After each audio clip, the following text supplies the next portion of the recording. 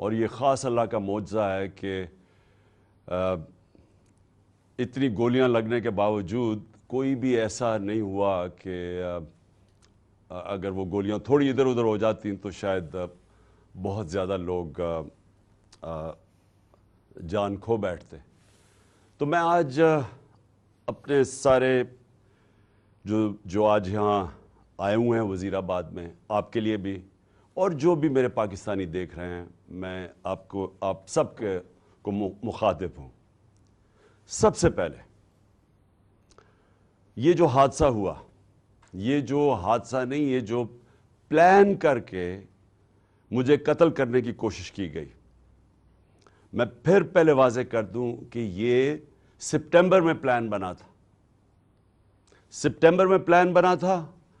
24 September کو اس plan کا میں نے پبلک جلسے کے اندر میں نے یہ بتایا کہ یہ پلان بنا ہے. میرے خیال میں جلسہ رحیمی اور خان تھا کہ یہ کس طرح دینی انتہا پسند کے اوپر ڈالیں گے.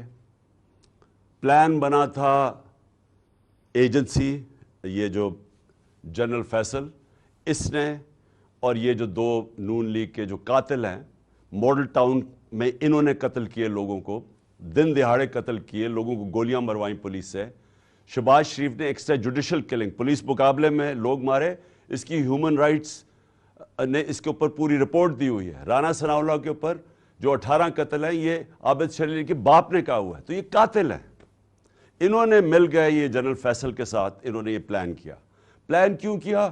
کہ اگر دینی انتہا پسند مارے گا تو ان کے اوپر سے ساری ذمہ داری اٹھ جائے گی. اس کا مطلب کہ عمران خان نے لوگوں کو کوئی توہین مذہب کیا، کوئی اس نے توہین رسالت خدا نخواستہ کی، اس کی وجہ سے یہ ایک اشتعال میں آ کے ایک دینی انتہا پسند نے قتل کیا. یہ سارا پلان تھا. ہمیں پتہ تھا. میں نے 2 جلسوں میں پبلک کو بتایا کہ یہ پلان بنا رہے ہیں، اور یہ پلان پھر وزیر آباد میں سامنے آیا. اور یہ جس لڑکے نے گولیاں چلائی، ایک دم کور اپ شروع ہو گیا کہ جی بس وہ ایک دینی انتہا پسند تھا اور وہ اذان نہیں تھی، اور یہ اور سارا جو مذاق کیا گیا وہ بھی کور اپ تھا.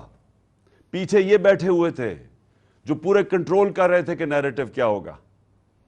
اور پھر جب یہ ہمیں پتا تھا، کیونکہ مجھے تو پتا تھا، پہلے ایک دفعہ ادھر سے گولیاں آئیں، پھر دوسری طرف سے آئیں. یہ بھی کہا گیا کہ نہیں جی یہ تو صرف ایک، اور وہ کہتا ہے اگر کسی کو شک ہونا چاہیے تو وہ جب خود کہتا ہے کہ جی میں اکیلے نے کیا ہے، تو ادھر سے بھی پتہ چل جانا چاہیے کہ پیچھے سے اس کو طوطے کو پڑھایا جا رہا تھا. اور اب جب فورینزک ہوا ہے اس کنٹینر کا، تو واضح ہو گیا کہ 2 مختلف قسم کی گولیاں استعمال ہوئی، یعنی 2 شوٹر تھے. تو جو سارا ان کا پلان بنا ہوا تھا کہ سلمان تاثیر کا قتل ہوا، دینی انتہا پسند نے کیا، وہ سارا وہ ختم ہو گیا.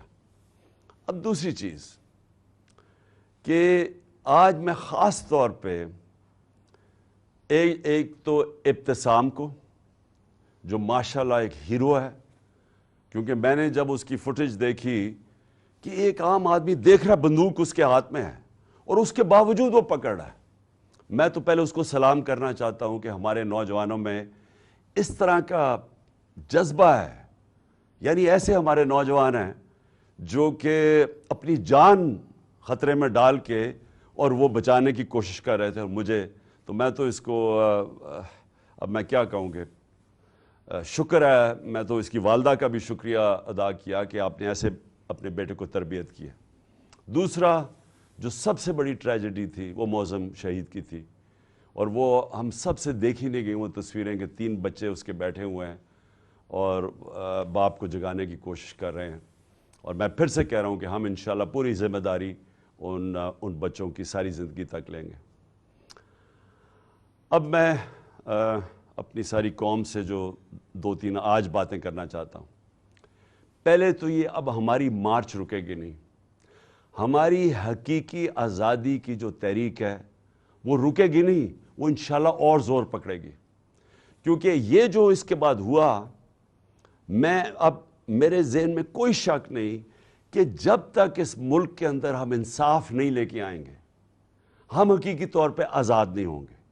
اور ہم حقیقی طور پہ جب تک آزاد نہیں ہوں گے یہ ملک میں خوشحالی نہیں آنے لگی. یہ اگر کسی کا خیال ہے کہ جنگل کا قانون ہو اور ملک خوشحال ہو جائے، خواب کے اندر تو ایسے ہو سکتا ہے، یا لوگ خواب دکھا سکتے ہیں، لیکن جو دنیا کا معاشرہ ترقی کرتا ہے وہاں سب سے پہلے انصاف قائم کرتا ہے. میرے نبی صلی اللہ علیہ وسلم نے مدینہ میں سب سے پہلے عدل اور انصاف قائم کیا، پھر اس کے بعد خوشحالی آئی. عدل اور انصاف انسانوں کو آزاد کرتا ہے، طاقتور کو قانون کے نیچے لے کے آتا ہے. اور کیا ہوا اس کے بعد؟ جو مجھے پتہ ہے، یہ میجر جنرل فیصل اس کے پیچھے تھا. مجھے پتہ ہے کہ جب سے میجر جنرل فیصل آیا اور ساتھ اس کے فہیم آیا ہے، انہوں نے تب سے ہمیں اس طرح دہشت گردوں کی طرح انہوں نے ہمارے اوپر ظلم کیا. یہ ہمیں پتہ ہے ان کی بیک گراؤنڈ کیا ہے. بلوچستان میں انہوں نے دہشت گردوں کو کہتے تھے جی بڑا یہ تکڑے ہیں. اللہ معافی دے کہ اگر یہ اس طرح کے لوگ ہیں دہشت گردی کم نہیں ہوگی، ان کے حرکتوں سے دہشت گردی بڑھے گی. جو ہمارے سے انہوں نے کیا ہے، جو صحافیوں سے کیا ہے، جو ارشد شریف سے انہوں نے کیا ہے. ارشد شریف کی مجھے پتہ ہے، ارشد شریف جب مجھے کہہ رہا تھا کون کون اس کو دھمکیاں دے رہا تھا جو ملک سے باہر گیا ہے، اور ارشد شریف میں بعد میں بات کروں گا. اس سے پہلے اعظم سواتی سے جو انہوں نے کیا، یہ جب سے یہ آیا ہے میجر جنرل فیصل، تب سے صحافیوں کو، سوشل میڈیا کو، ٹی وی چینلز کو دھمکیاں کہ جی عمران خان کی پروجیکشن نہیں کرنی. اور تب سے انہوں نے فیصلہ کیا کہ یہ اب ہمیں جس طرح دہشت گردوں کو خوف دلاتے ہیں، دہشت دلاتے ہیں، وہ انہوں نے ہمارے ساتھ کیا. یہ جو ایف آئی آر رجسٹر نہیں ہو رہی، میں پاکستان کا ایکس پرائم منسٹر ہوں، میں سب سے بڑی پارٹی کا سربراہ ہوں، میں اپنی ایف آئی آر رجسٹر نہیں کر سکا کیونکہ میجر جنرل فیصل کا نام آ گیا. یہ کوئی ایسا آدمی ہے جس کے اوپر پاکستان کے قانون نہیں لگتے ہیں. D G I S P R کہتا ہے کہ جی ہماری فوج کی توہین ہو گئی. فوج کی توہین تب ہوگی اگر فوج ایکشن نہیں لے گی.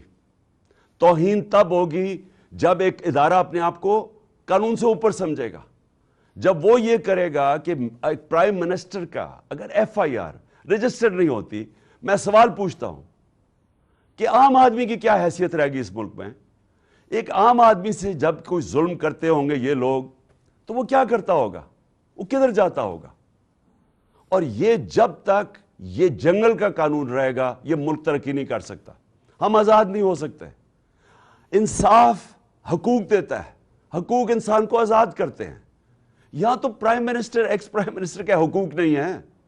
میں ایف آئی آر رجسٹر نہیں کر سکتا اس میجر جنرل فیصل پہ، ان کے اوپر نہیں کر سکتا. یہ جو پرائم منسٹر اور یہ جنہوں نے، میں پھر سے کہوں، ماڈل ٹاؤن میں دن دہاڑے لوگوں کو قتل کیا تھا، جن کی ایکسٹرا جوڈیشل کلنگ کی کہانیاں ہیں، اگر ان کے اوپر ہم نہیں کر سکتے تو فائدہ کیا؟ کیا وہ جو لڑکا، وہ جس نے اپنے بیان بدلے ہیں، اور کیا وہ لگتا تھا دینی انتہا پسند؟ اسے ذرا دیکھیں، کیا وہ اس کی بیک گراؤنڈ ہے؟ کیا وہ اتنا کوئی دینی آدمی لگتا تھا کہ وہ جا کے کسی کو گولی مار دے گا؟ اور اس کو جس طرح طوطے کی طرح پڑھایا گیا ہے، سبق پڑھائے گئے، اور پھر جیسے ہی پتا چلا، اور جو ہم نے تو اوپر سے ہمارے گولیاں گزری ہیں، کہ جیسے ہی واضح ہو گیا کہ دوسرا شوٹر تھا، اس کا مطلب یہ جو سارا پروگرام بنایا ہوا تھا سپٹمبر میں کہ دینی انتہا پسند عمران کو قتل کرے گا کیونکہ اس نے توہین کر دی، وہ سارا ختم ہو گیا. اور میں اس لیے سپریم کورٹ کے چیف جسٹس کو آج مخاطب کرنا چاہتا ہوں. دیکھیں سر، آپ کی بہت بڑی ذمہ داری ہے آج پاکستان پہ. قوم آپ کی طرف اب دیکھ رہی ہے. قوم یہ دیکھ رہی ہے کہ پاکستان کا ex prime minister first information report اپنی درج نہیں کروا سکتا، جو اس کا حق ہے. انویسٹیگیشن ہو، اس کے بعد پتہ چل جائے کہ کیا جی جو ٹھیک ہے یا نہیں. میں اپنے سارے، جو مجھے پورا پتہ ہے کہ یہ پلان کب سے بنا، کیسے بنا، وہ ویڈیو کس نے نکالی، کس ایجنسی نے وہ ویڈیو نکالی، کون سے ایجنسی کے ساتھ یہ جو وقار ستی ہے اس نے اس کو اٹھایا، پھر کس طرح وہ پی ٹی وی نے 4 دن چلائی. اب پی ٹی وی 4 دن اس طرح کی چلا رہا ہے ویڈیو، اشتعال دینے کے لیے اور پلان کرنے کے لیے کہ جب یہ قتل کریں گے تو کہیں گے جی تو اس نے بڑی توہین کر دی مذہب کی. اور اس کے بعد یہ جو نون لیگ کی یہ جو وہ دونوں مریم دونوں جھوٹی، اور پھر یہ جو جاوید لطیف، انہوں نے جو پریس کانفرنس کرتے ہیں، میں تب سے لگا ہوا ہوں کہنے کہ ان کا پلان بنا ہوا تھا کچھ اور. ان کو کوئی دین سے تعلق نہیں ہے. چوروں کو دین سے تعلق نہیں ہوتا. چوروں کو صرف چوری بچانے سے تعلق ہوتا ہے.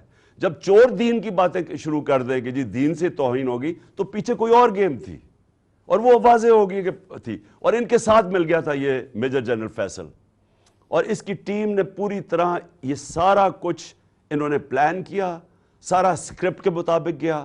اور اللہ کا کرم ہے، زندگی موت جس کے ہاتھ میں ہے، وہ کہتا ہے کہ ایک پلان انسان بناتا ہے اور ایک میں بناتا ہوں. اس نے بچا لیا. اور میں چیف جسٹس چاہتا ہوں صاحب کہ آپ اس کے اوپر ایکشن لیں. قوم آپ کی طرف دیکھ رہی ہے.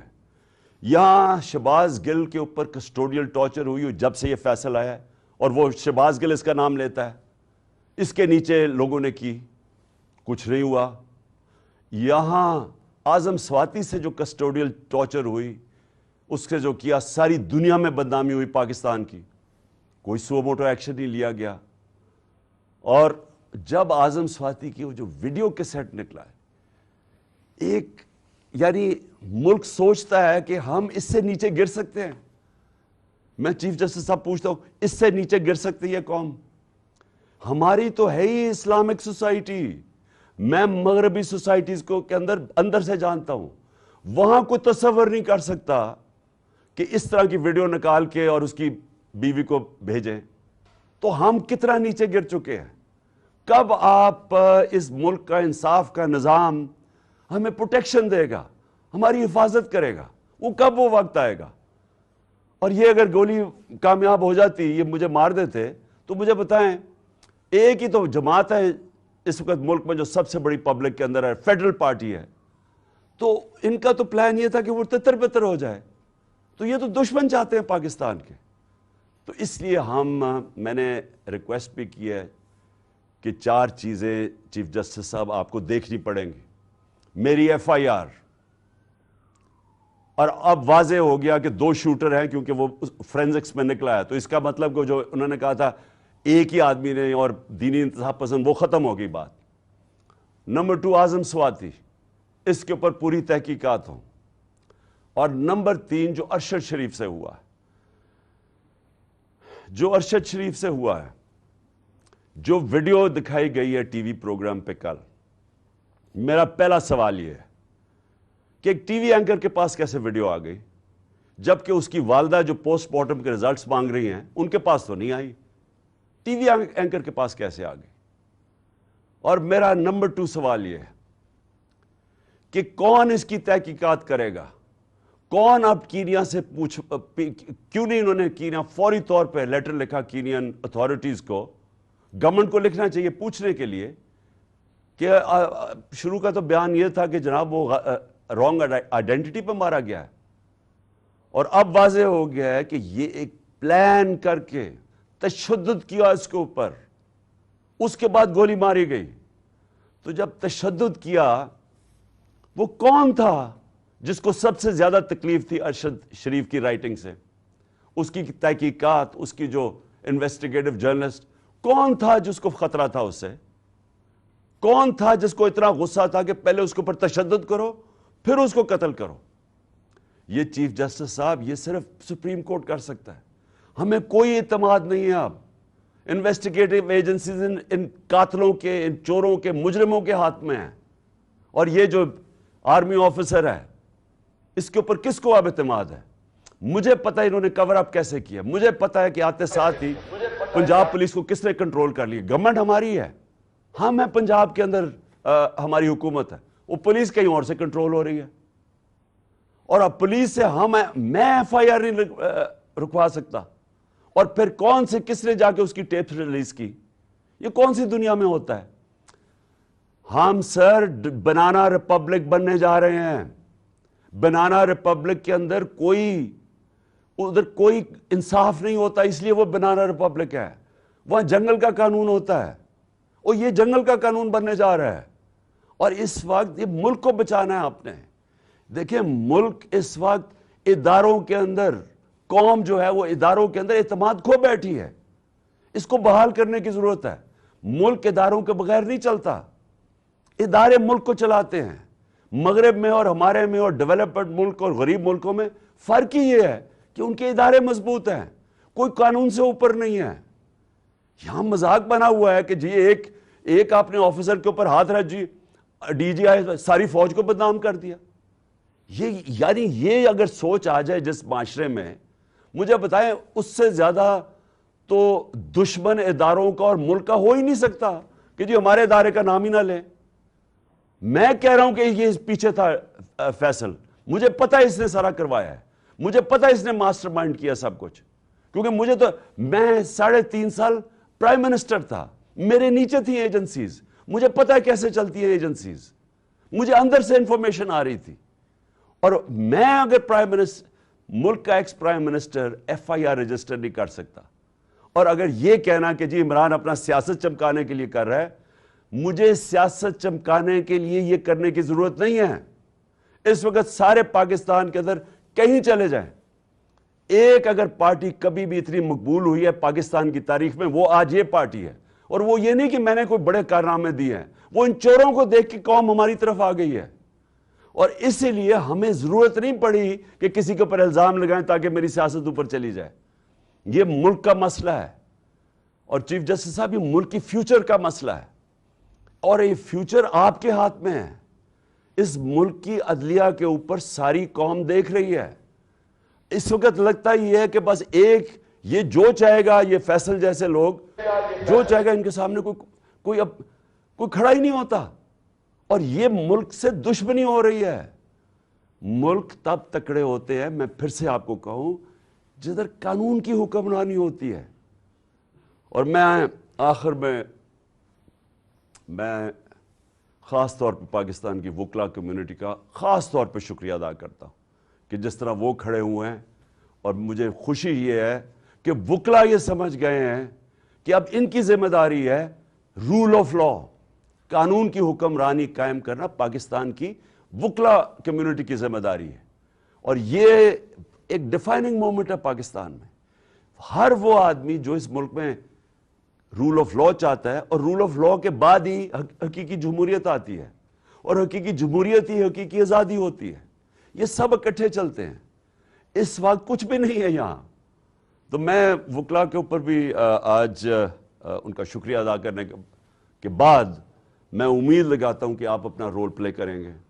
اور میں اپنے سارے جو آج لوگ آئے ہیں اور جو آج جدھر سے ہماری مارچ شروع ہو رہی ہے, میں آج سب کو پیغام دینا چاہتا ہوں کہ دیکھیں یہ عمران خان کے لیے نہیں ہو رہا سب کچھ, یہ آپ سب کے لیے ہو رہا ہے. یہ اس ملک کے مستقبل کی جنگ ہے. یہ اس قوم نے جیتنی ہے. آزادی قومیں اپنی آزادی کی جنگ جیتتی ہیں. عمران خان تو میں تو کوشش ہی کر سکتا ہوں, لیکن آپ سب نے اس میں شرکت کرنی ہے, کیونکہ مستقبل آپ کا ہے اور آپ کے بچوں کا ہے. اور جب تک کہ ایک قوم اپنی آزادی چھینتی نہیں ہے, آزادی کوئی پلیٹ میں نہیں دیتا, تو اس کے لیے جدوجہد کی ضرورت ہے. میں تیار ہوں, جب تک میں زندہ ہوں میں اس کی پوری جدوجہد کروں گا. جب تک میں زندہ ہوں میں کبھی پیچھے نہیں ہٹوں گا. اور میں انشاءاللہ پنڈی پہنچوں گا, اور جب یہ قافلہ انشاءاللہ پنڈی پہنچے گا میں ان کو وہاں ریسیو کروں گا, اور میں سارے پاکستان سے اپنے لوگوں کو انوائٹ کروں گا, سب کو کہوں گا آئیں. کیونکہ یہ اس وقت جو اس ملک کی حقیقی آزادی میں شرکت نہیں کرتا, وہ یاد رکھیں کہ وہ اللہ نے ہمارے دین کے اندر یہ ہمیں حکم دیا ہے کہ ظلم اور نا انصافی کے آپ مقابلہ کرو, جس کو کہتے ہیں جہاد. یہ اللہ کا ہوتا ہے. آزادی کے لیے کھڑے ہونا یہ اللہ کا حکم ہے ہمیں. اور امر بالمعروف کہ آپ اچھائی کے ساتھ کھڑے ہوں. یہ جو چور سارے اکٹھے ہو گئے اور اوپر بیٹھ گئے ہیں, قومیں چوروں کے خلاف اور کرپشن کے خلاف لڑتی ہیں. کوئی ایک آدمی نہیں کچھ ٹھیک کر سکتا. تو میں ساری قوم کو آج دعوت دیتا ہوں کہ ہمارے ساتھ اس مارچ میں شرکت کریں, اور انشاءاللہ جب میں پنڈی جس دن میں آپ کو دعوت دوں گا, آپ نے سب نے پنڈی آنا ہے اس ملک کی حقیقی آزادی کے لیے. شکریہ.